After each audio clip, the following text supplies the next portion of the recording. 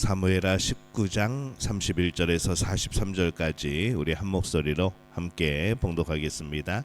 길르앗 사람 바르실레가 왕이 요단을 건너가게 하려고 로글림에서 내려와 함께 요단에 이르니 바르실레는 매우 늙어 나이가 80세라. 그는 큰 부자이므로 왕이 마나임에 머물 때에 그가 왕을 공궤하였더라. 왕이 바르실레에게 이르되 너는 나와 함께 건너가자. 예루살렘에서 내가 너를 공궤하리라. 바르실레가 왕께 아뢰되 내 생명의 날이 얼마나 있사옵겠기에 어찌 왕과 함께 예루살렘으로 올라가리이까. 내 나이가 이제 80세라. 어떻게 좋고 흉한 것을 분간할 수 있사오며 음식의 맛을 알 수 있사오리이까. 이 종이 어떻게 다시 노래하는 남자나 여인의 소리를 알아들을 수 있사오리이까. 어찌하여 종이 내 주 왕께 아직도 누를 끼치리이까. 당신의 종은 왕을 모시고 요단을 건너려는 것뿐이거늘 왕께서 어찌하여 이 같은 상으로 내게 갚으려 하시나이까. 청하건대 당신의 종을 돌려보내옵소서. 내가 내 고향 부모의 묘 곁에서 죽으려 하나이다. 그러나 왕의 종 김함이 여기에 있사오니 청하건대 그가 내 주 왕과 함께 건너가게 하시옵고 왕의 처분대로 그에게 베푸소서 하니라. 왕이 대답하되 김함이 나와 함께 건너가리니 나는 내가 좋아하는 대로 그에게 베풀겠고 또 내가 내게 구하는 것은 다 너를 위하여 시행하리라 하니라. 백성이 다 요단을 건너매 왕도 건너가서 왕이 바르실레에게 입을 맞추고 그에게 복을 비니 그가 자기 곳으로 돌아가니라. 왕이 길갈로 건너오고 김함도 함께 건너오니 온 유다 백성과 이스라엘 백성의 절반이나 왕과 함께 건너니라. 온 이스라엘 사람이 왕께 나와 왕께 아뢰되 우리 형제 유다 사람들이 어찌 왕을 도둑하여 왕과 왕의 집안과 왕을 따르는 모든 사람을 인도하여 요단을 건너가게 하였나이까 하매 모든 유다 사람이 이스라엘 사람에게 대답하되 왕은 우리의 종친인 까닭이라. 너희가 어찌 이 일에 대하여 분내느냐. 우리가 왕의 것을 조금이라도 얻어먹었느냐. 왕께서 우리에게 선물로 주신 것이 있느냐. 이스라엘 사람이 유다 사람에게 대답하여 이르되 우리는 왕에 대하여 열 몫을 가졌으니 다윗에게 대하여 너희보다 더욱 관계가 있거늘 너희가 어찌 우리를 멸시하여 우리 왕을 모셔오는 일에 먼저 우리와 의논하지 아니하였느냐 하나 유다 사람의 말이 이스라엘 사람의 말보다 더 강경하였더라. 아멘. 할렐루야. 하나님의 은혜가 오늘 새벽에 하루의 첫 시간을 주 앞에 드리는 우리 믿음의 가족들에게 함께 하시기를 예수님의 이름으로 축원합니다. 오늘 말씀은 다윗이 예루살렘으로 돌아오는 것에 대한 그런 또 과정을 담고 있습니다. 다윗이 예루살렘으로 돌아오고 있습니다. 이 다윗이 돌아올 때에 일종의 이제 충성 경쟁이 일어난 거죠. 그런데 그 와중에 조용히 헌신하는 사람들이 보입니다. 이 바르실레는 다윗이 마하나임에 있을 때에 자신의 모든 것을 다하여 섬겼던 사람입니다. 그리고 다윗이 예루살렘에 돌아갈 때도 요단강까지 나와서 배웅을 하죠. 이 다윗은 바르실레에게 참 고마웠습니다. 이 다윗은 바르실레의 그런 헌신에 참으로 감사하여서 자신이 조금이나마 보답하기 위해서 예루살렘에 같이 가자고 제안을 합니다. 이 바르실레는 다윗의 제안을 거절하죠. 자신이 나이가 많기 때문에 이 다윗과 함께 가지 않겠다라고 대답을 합니다. 이제 나이가 많아서 아무리 좋아도 좋은지를 모른다고 대답을 합니다. 그러나 이 나이가 보통 많은 사람들을 보면은 오히려 더 욕심을 내는 사람들이 있습니다. 그 나이가 되어도 좋은 것은 여전히 좋은 것이죠. 어쩌면 더 그것에 집착하는 그런 경우들도 있습니다. 근데 이 바르실레의 의도는 조금 다른 곳에 있는 것 같습니다. 가장 중요한 이유는 자신이 다윗을 많이 도왔다고 하여서 예루살렘에서 대접을 받으려 하면은 그것이 오히려 다윗에게 짐이 될 수 있겠다라고 생각을 한 것 같습니다. 그래서 이 자신이 섬긴 것은 섬긴 것으로 족하고 다윗에게 받으려고 한 것이 아니기 때문에 깨끗하게 물러나는 그런 마음을 품게 된 것이죠.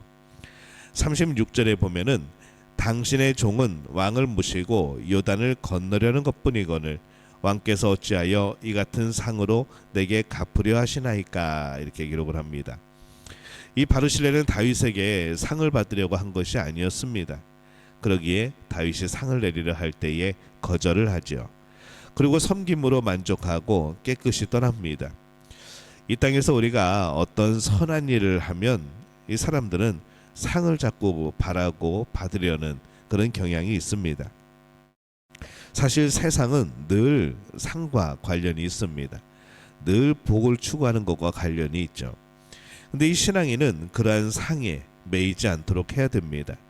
이 그러한 상은 오히려 우리의 공로, 우리의 의를 내세우는 그런 모습이 되어질 수 있는 거죠. 상은 좋은 겁니다. 근데 그것은 자칫 의도가 변질될 수 있는 가능성이 많습니다. 그래서 신앙인은 오직 진정한 심판 그리고 진정한 상은 하나님께서 하신다는 것을 알고 하나님께 상 받을 생각을 해야 되는 것이죠. 세상의 상에 대해서는 이 바르실레처럼 내려놓는 것이 더 아름답습니다. 세상에서는 상을 차지하려는 사람이 너무나 많습니다. 그 안에서 여러 가지 죄들이 또 그 안에서 여러 가지 하나님이 기뻐하지 않는 일들이 발생을 하는 것이죠. 이 요단강을 건넜을 때에 문제가 생깁니다.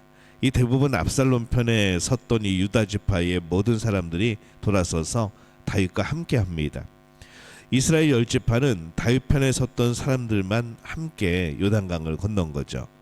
근데 강을 건너고 나서 이스라엘 지파 사람들이 불만이 생깁니다.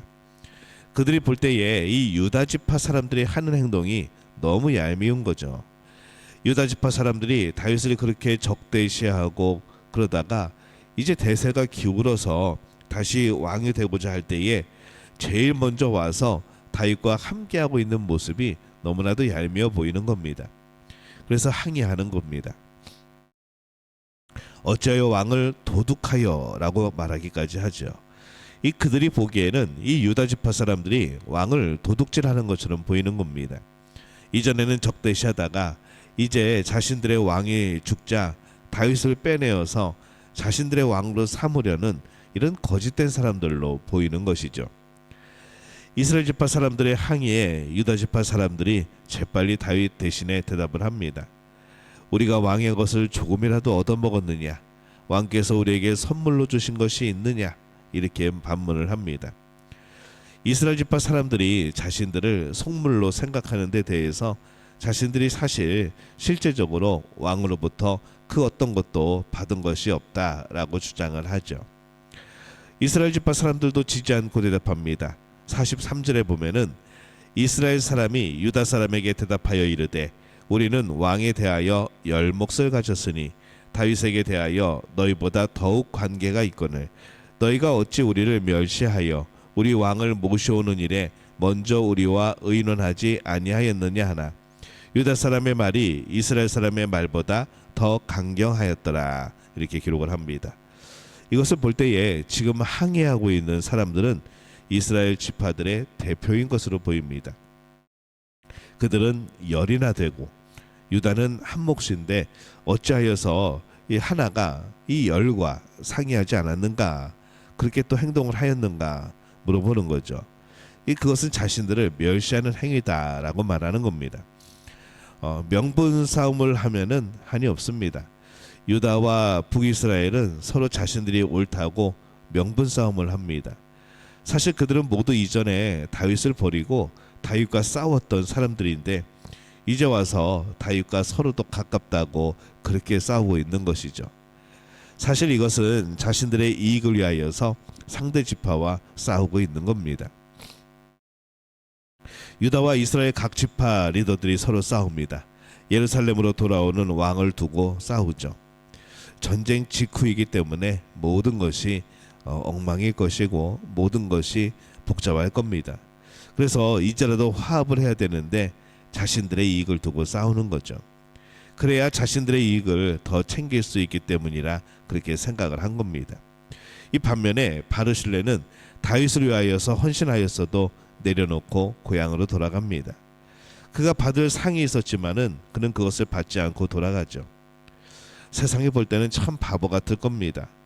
하지만은 진정한 상은 하나님께서 주시는 것이라 이 마음에 품으면 이것들이 가능한 겁니다. 오히려 세상의 상을 포기하고 돌아서는 그 모습이 자신에게 유익하고 오늘 성경에 기록한 대로 참 그 모습이 잔잔하게 남는 것이죠. 우리에게 진정한 상이 뭔가, 우리에게 진정한 유익이 뭔가 생각할 때에 그것은 세상에 주는 것은 아닐 겁니다. 하나님이 인정하시는 것, 하나님이 허락하시는 것, 그것이 우리에게 있어서 진정한 복인 줄로 믿습니다.